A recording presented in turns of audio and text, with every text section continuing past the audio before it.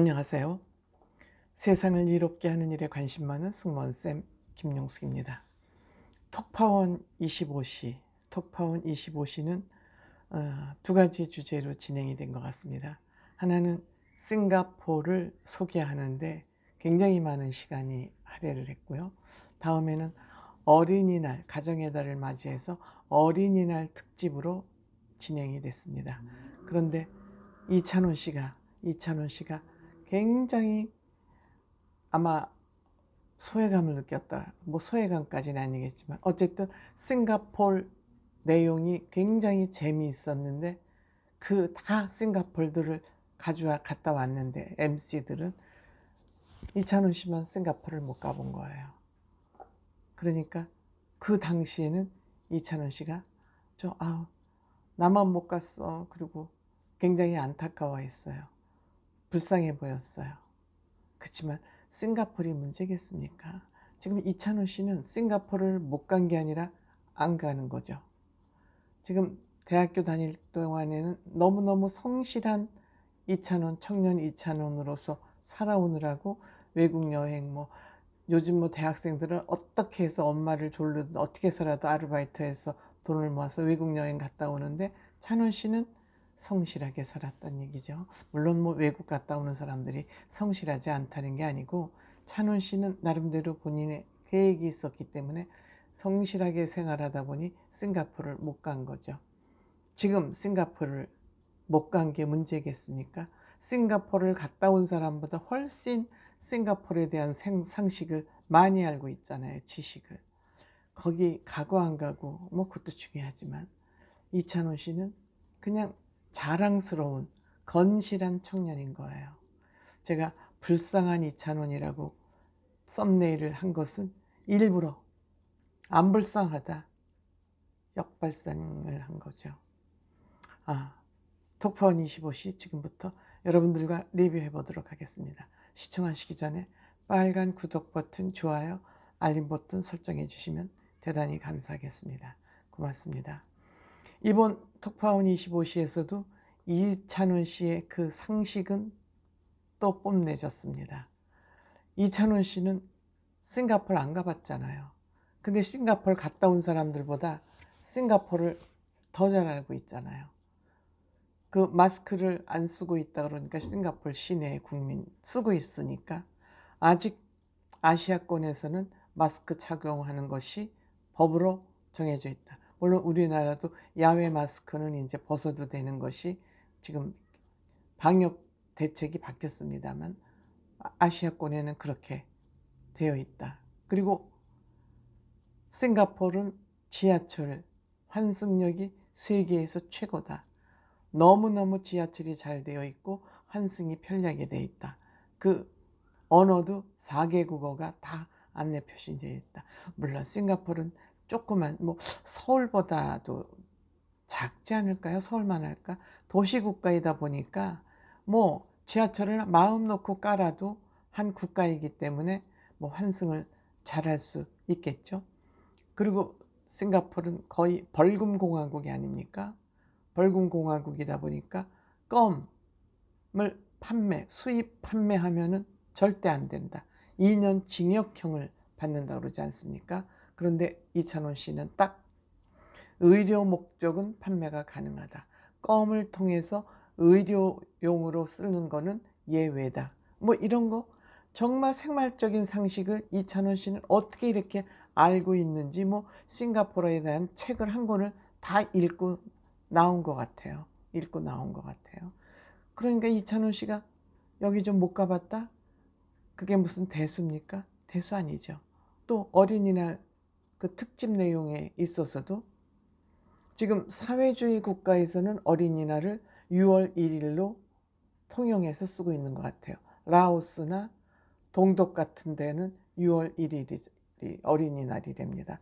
반면에 일본하고 우리나라는 5월로 아마 우리나라는 일본 영향을 받지 않았나 그런 생각이 어쨌든 듭니다. 그런데 미국에서는 이 어린이날이 없지만 이것도 또 이찬원 씨의 또 상식 한 페이지를 또 장식을 하죠. 유엔 아동보호의 날을 미국에서는 그 어린이날 비슷하게 지정을 한 것 같아요. 그렇지만 뭐 그렇게 미국에서 그 어린이날을 챙기지는 않는다. 다만 유엔이 지정한 미국 아동보호의 날을 미국 아동보호의 날로 지정을 해놨을 뿐이지 그렇게 유난스럽게 어린이날은 챙기지 않는다. 그런 이제 또 상식을 이찬원 씨가 또 내놨습니다. 어린이날 일본과 라오스 어린이날 스위스랑 이렇게 보여줬는데 우리나라 어린이날이 정말 훨씬 다양하게 행사들이 진행되고 있다. 대한민국의 어린이들은 축복받은 어린이다. 이런 생각을 하게 합니다. 물론 뭐 그 화면에 보여진 것이 그 정도여서 비교하는 건 또 조금 뭐 무리일 수는 있겠지만 대한민국 어린이들이 훨씬 어린이날에는 대우를 받고 있다. 이런 생각을 하게 했습니다. 그 다음에 이제 그 싱가포르 얘기를 좀 해보면 싱가포르는 정말 그 벌금 공화국이라고 벌금 지옥이라고 하는 게 맞을 것 같아요. 벌금 지옥이라고 그러는데 이렇게 벌금 지옥을 만든 것은 아마도 그 이광효 수상이 하도 다민족 국가들이 들어와서 도시국가를 이루었기 때문에 이렇게 강력하게 법률을 만들어 놓지 않으면 이 국가가 아마 통치하기 힘들었다고 생각을 한 것 같습니다. 그래서 독재를 한 것이죠. 벌금 지옥을 만든 것은 벌금 독재를 한 겁니다. 근데 이거는 문화 독재라는 저는 생각이 듭니다. 문화 독재는 할 만하죠.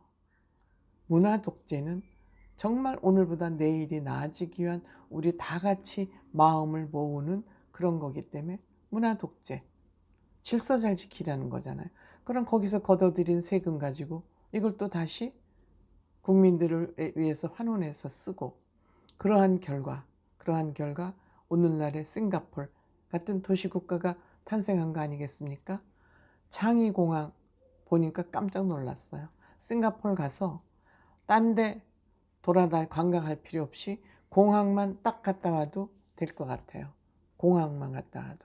그래서 이렇게 공항을 잘 만들어 놓으니까 거기 싱가포르 여행을 굳이 가지 않아도 그 공항을 경유만 해도 거기에서 사람들이 돈을 쓰고 가게끔 그렇게 만들어 놓은 거죠. 관광공항을 한마디로 만들어 놓은 것이죠. 이만큼 싱가포르는 그 서비스 사업에 관심을 투자를 많이 함으로써 창의국제공항이 세계 제1의 공항이고 물론 인천국제공항도 지금 창의국제공항하고 공동 1위를 하고 있습니다만 1위를 할 뿐만 아니라 싱가포르 에어라인도 아이아타라는 그 국제항공협회가 있는데 거기에서 가장 서비스를 잘하는 에어라인이 매번 1위를 하는 것이 싱가포르 에어라인입니다. 그러니까 싱가포르라는 도시국가는 문화 서비스를 통해서 아시아의 경제 허브 국가로 거듭 태어난 거죠. 이것은 제가 보기에 다인종 국가를 컨트롤하기 위해서는 엄격한 법적 제재를 가하지 않으면 통치하기 힘들 것 같다는 이광효 수상의 그 통치 철학이 이렇게 만들어낸 거 아닌가 이런 생각이 듭니다. 싱가포르 저는 못 가봤습니다. 아직. 언제 시간이 되면 싱가포르 저는 뭐 그렇게 여행 어디 가고 싶다 그런 생각을 많이 하지 않는 편이에요. 그런데 싱가포르 보니까 이 나라가 어떻게 해서 이렇게 도시국가로서 아시아의 허브공항을 가질 수 있었나 그거는 좀 궁금한 생각이 들어서 한번 뭐 기회가 되는 데를 한번 가봐야 되겠다 그런 생각을 하게 됩니다. 고맙습니다.